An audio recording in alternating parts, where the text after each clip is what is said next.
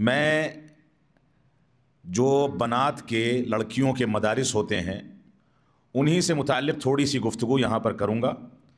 جیسا کہ مجھ کو بتایا گیا کہ آپ کی تلاوت، آپ کے تقریری نمونے، نظم اور اس طرح کی چیزیں آپ کو یہاں پیش کرنی تھیں، جس کی آپ تیاری کر رہی تھی۔ میں معذرت خواہ ہوں کہ آپ کو یہ موقع نہیں مل پا رہا ہے، لیکن یہ بات آپ سمجھ کر کے چلیں کہ بچیوں کے پروگرام، بچیوں کی تلاوت، حمد، نعت اور جو بھی نشاطات بچیاں پیش کرتی ہیں، اس سلسلے میں ہمارے سامنے چند حدود کا تذکرہ کیا جانا چاہیے۔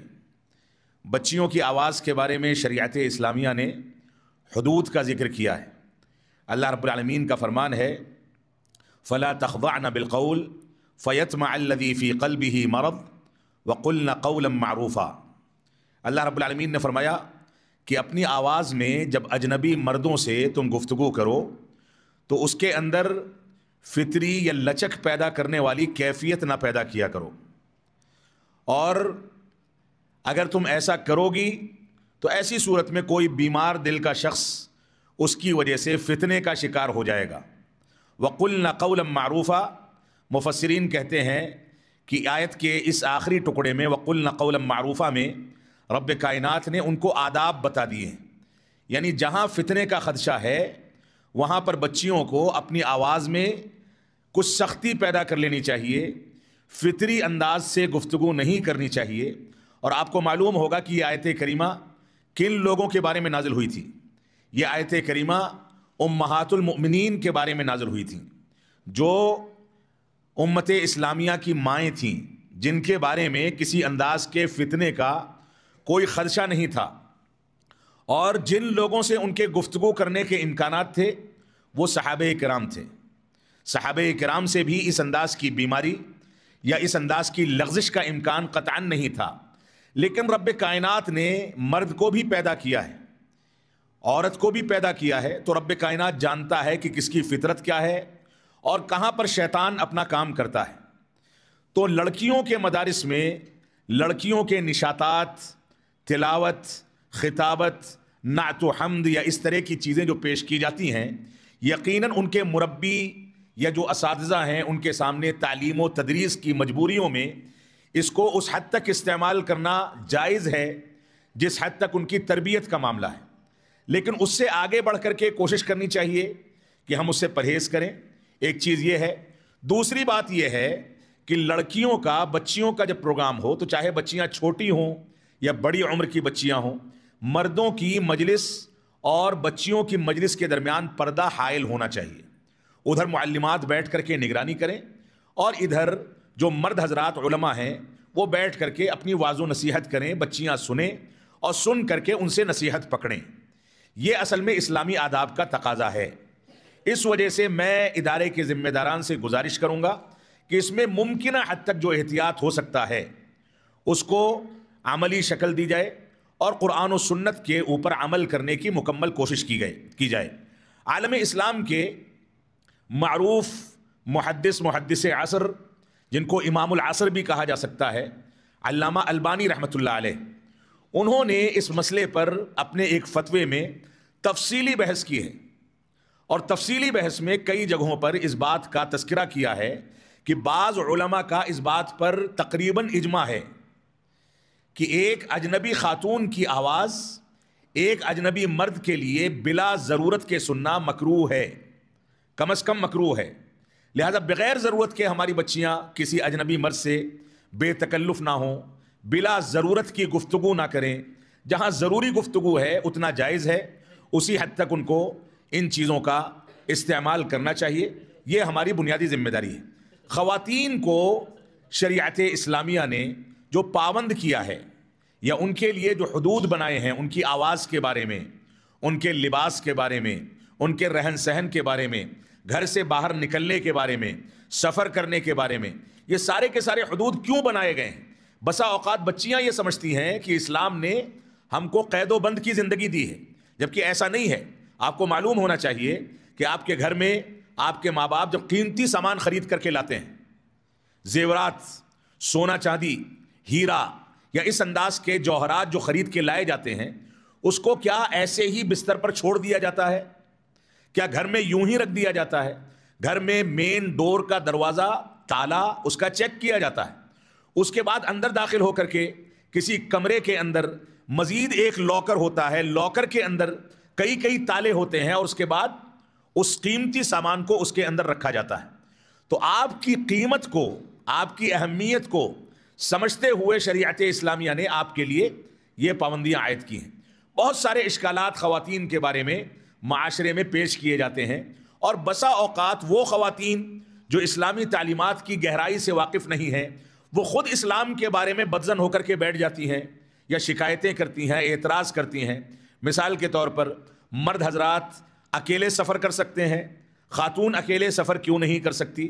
بہت ساری صعوبتیں ہیں، بہت سارے خدشات ہیں، بہت سارے چیلنجز ہیں۔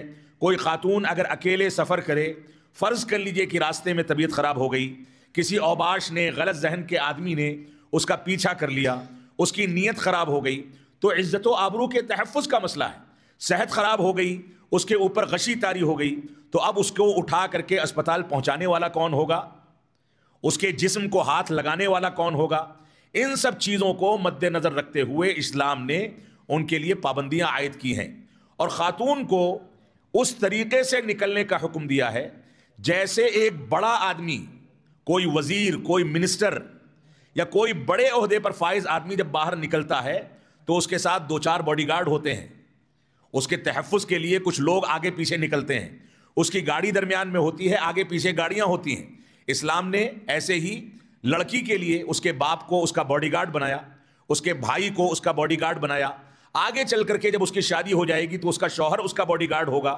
ان سب کے اوپر اس کے تحفظ کی ذمہ داری ہے، کیونکہ یہ قیمتی سرمایہ جو خاتون کی شکل میں کسی خاندان کی عزت و آبرو ہے اور کسی خاندان کا مقام اور مرتبہ ہے، وہ خاتون ایک قیمتی سرمایہ ہے، اس کو یوں ہی نہیں چھوڑا جا سکتا۔ اور یہ ایسا قیمتی سرمایہ ہے جس کے پیچھے شیطان دن و رات پڑھ کر کے اس کو بگاڑنے کی کوشش کرتا ہے۔ اللہ کے نبی صلی اللہ علیہ وسلم فرماتے ہیں کہ المرأۃ عورہ، یہ عورت جو ہے، یہ خاتون جو ہے، یہ در حقیقت چھپانے کی چیز ہے۔ جب یہ گھر سے اکیلی نکلتی ہے، استشرفہ الشیطان، تو شیطان اس کا پیچھا کرتا ہے، دیکھتا ہے کہ کہاں مواقع ہیں اوباشوں کو ابھارنے کے، کہاں مواقع ہیں لوگوں کو بہکانے کے، تو وہ اپنا کام کرتا ہے۔ لہذا خاتون کو اسی وجہ سے بہت قیمتی سرمایہ قرار دیا گیا ہے۔ جو روایت میں نے شروع میں آپ کے سامنے پیش کی، اس میں رسول اکرم صلی اللہ علیہ وسلم فرماتے ہیں الدنیا متاع وخیر متاع الدنیا المرأة الصالحہ، یہ دنیا ایک سرمایہ ہے، اور اس دنیا کا سب سے قیمتی سرمایہ یہ ایک نیک عورت ہے۔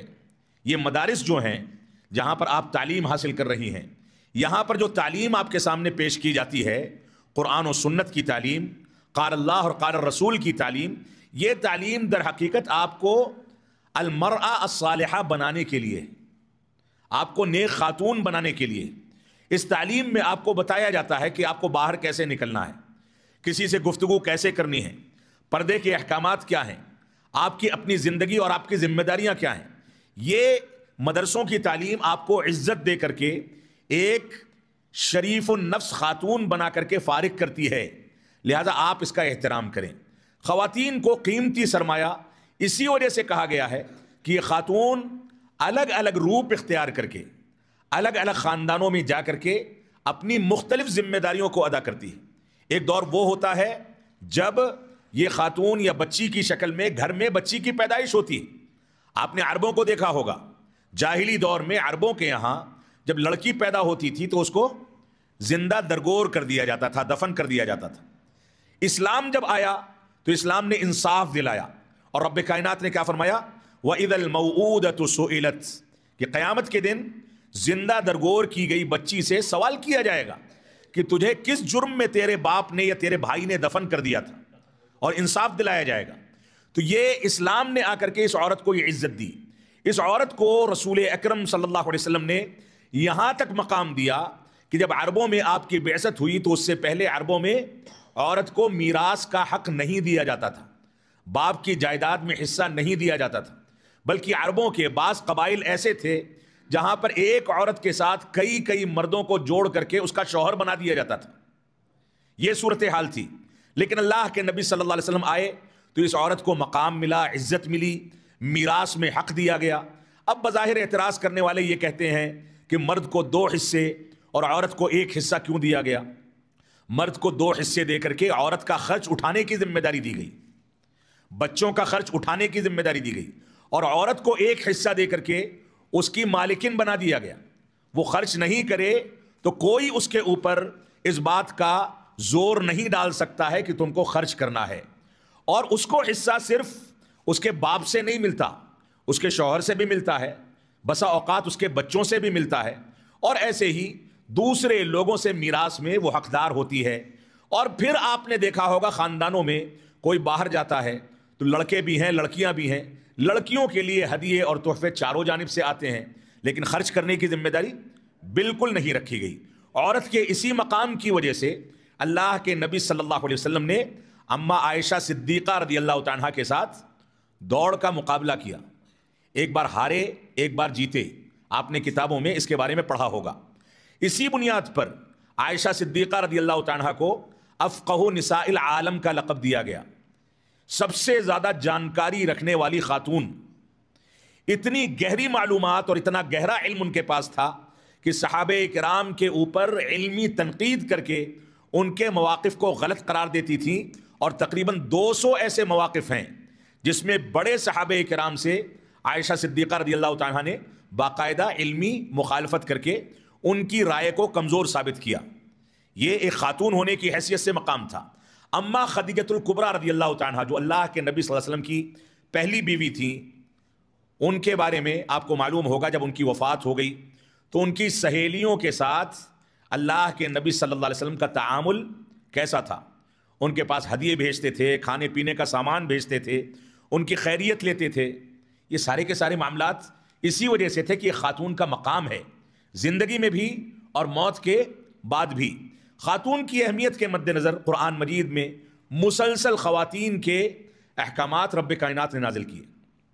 عائشہ صدیقہ رضی اللہ تعالیٰ پر جب واقعہ افک کے اندر اتہام لگایا گیا تو رب کائنات نے خود ان کو بری قرار دیا, اور قرآن مجید کے اندر ان کی براءت پر مبنی پے در پہ 10 سورتوں کا نزول ہوا.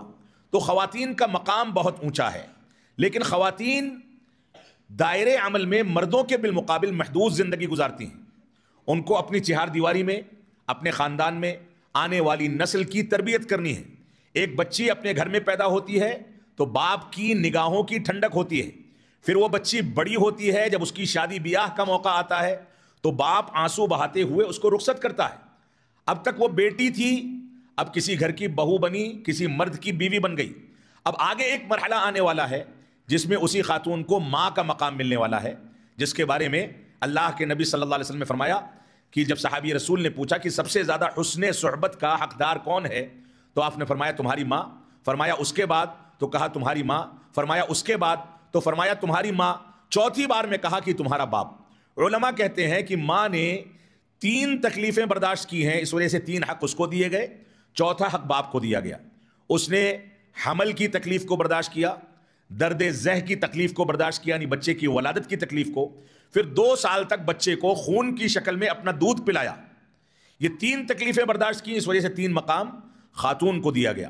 تو جو قربانی ایک ماں اپنے بچوں کے لیے دیتی ہے, اس قربانی سے علماء, قائدین اور دنیا کا کوئی بھی مرد, یہاں تک کہ صحابہ کرام اور خود انبیاء اور محدثین, یہ لوگ بھی کبھی یہ نہیں کہہ سکتے کہ ہماری زندگی یہ تربیت میں کسی خاتون کا کوئی کردار نہیں ہے.